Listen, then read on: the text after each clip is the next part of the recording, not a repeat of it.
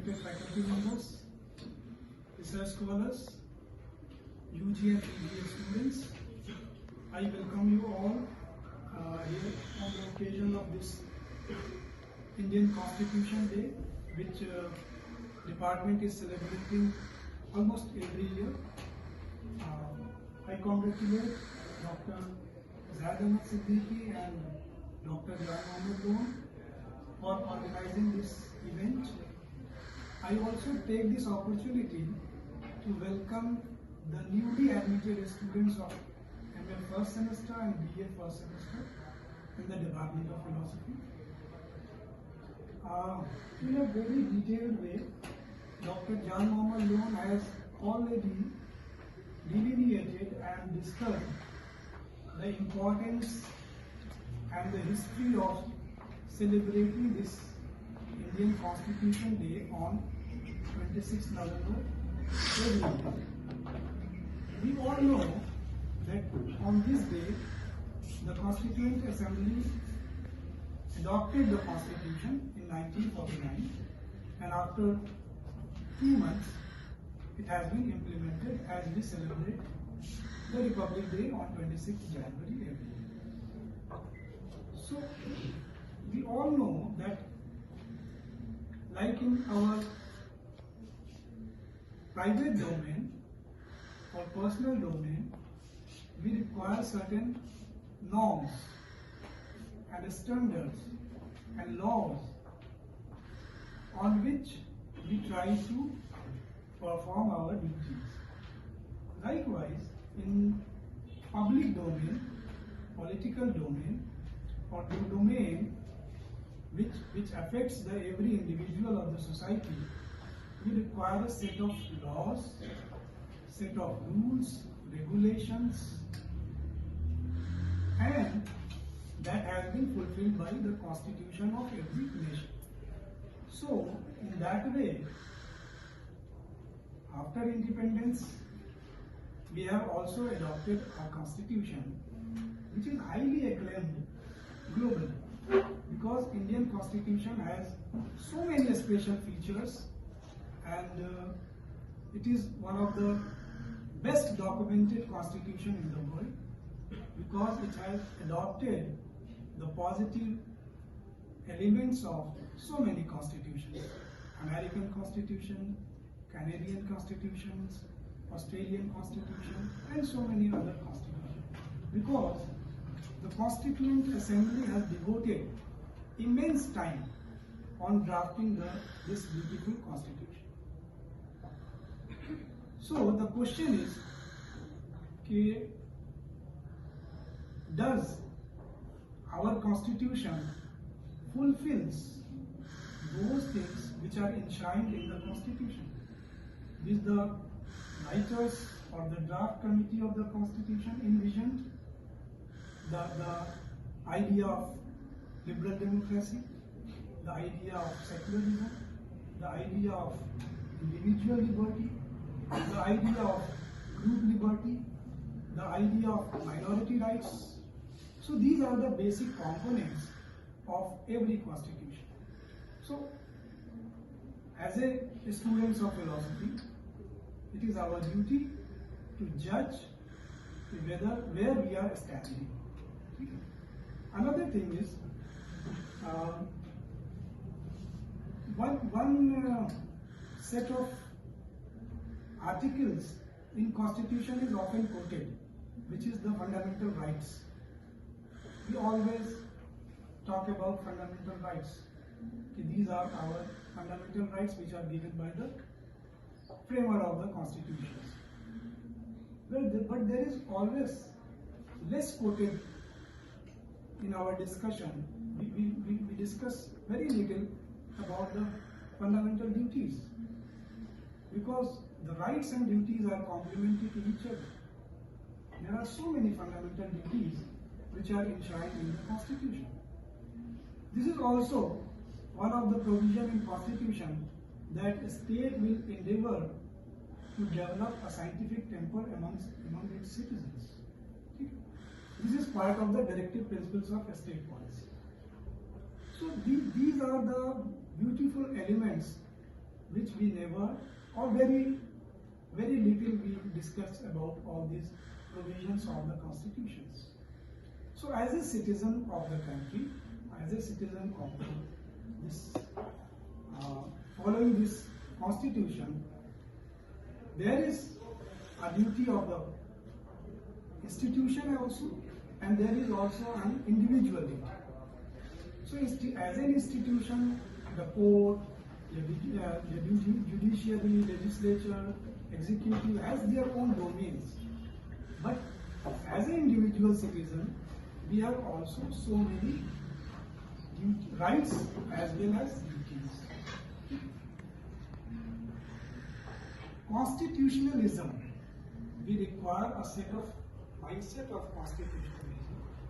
We require a constitutional awareness because we are living in a free democratic republic, but the masses are less aware about their constitutional rights and the constitutional duties. So here comes our domain, the domain of the teachers and the academicians and the students. First, they make aware themselves about the constitutional awareness. They create among themselves the constitutional awareness, and among the others about their constitutional rights and duties. The theme of this year Constitution Day is India, the mother of democracy. Bharat, Ganatantra ki Janani. So this theme is a little rhetorical, but this is also little true. Why I have chosen this picture to show you? Can you recognize this place, anyone?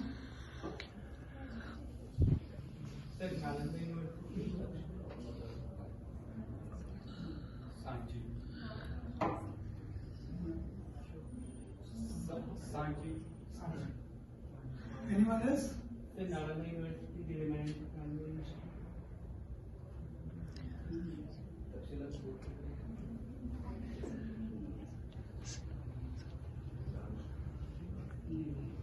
This is the remnant of one of the oldest kingdom, which is known as the Lichavis. Lichavis and the Vajjis. And I am very fortunate that this place is just 18 kilometers from my birthplace. So this is part of modern Vaishali district in Bihar. So Vaishalis and Lichavis are considered as the seat of democracy. So that's why I am saying, okay, when we say that India is the mother of democracy, so it is little rhetorical, but this is also partially true, because the Lichavis are considered, the state of Lichavis are considered as the oldest democracy in the world. However, the Western thinkers and Western historians also associate the democracy with the Athenian democracy in Bihar.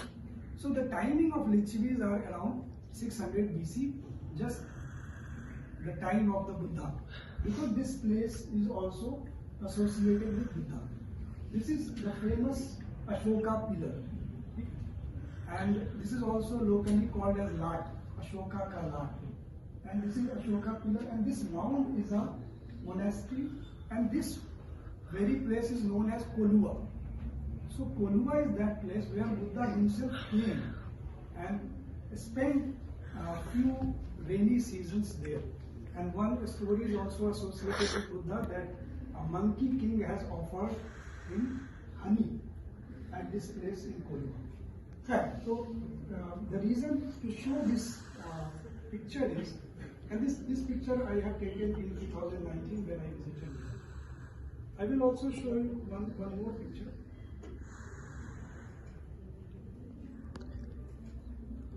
think sir, please. Yes, sir. Let's go.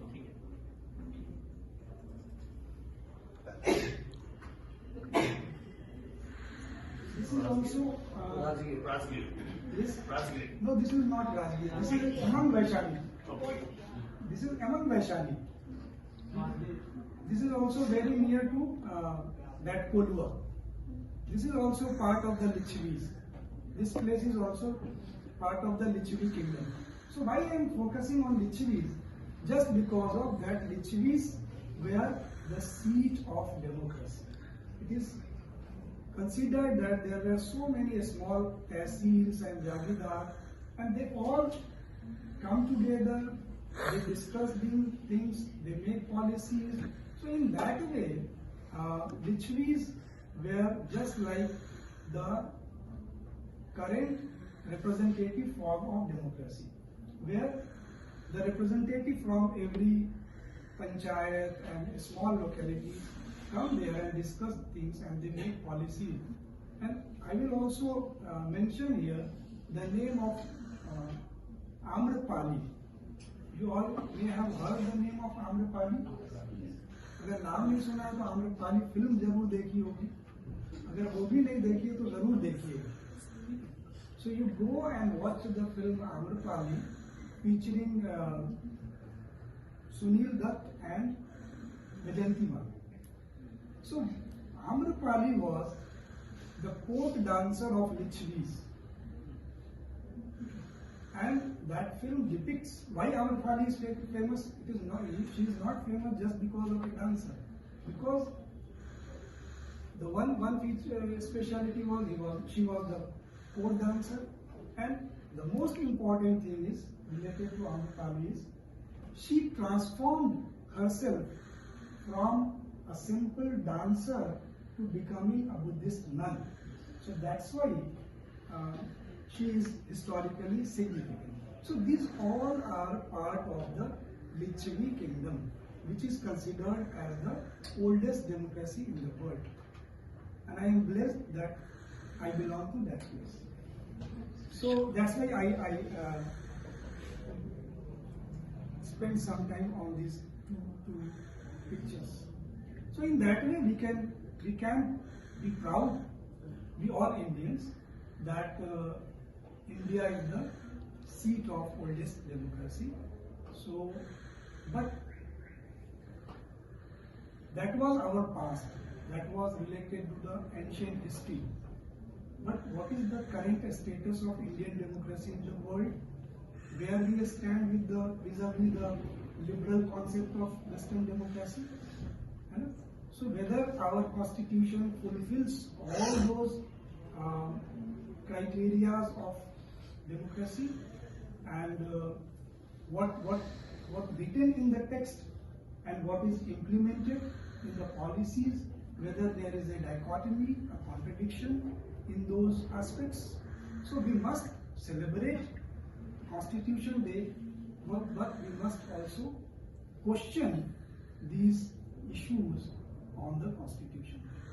So with these words, I again congratulate the organizers of this event and the participants, especially the students, because you all are the young mind and you all ponder over all these issues. Thank you so much.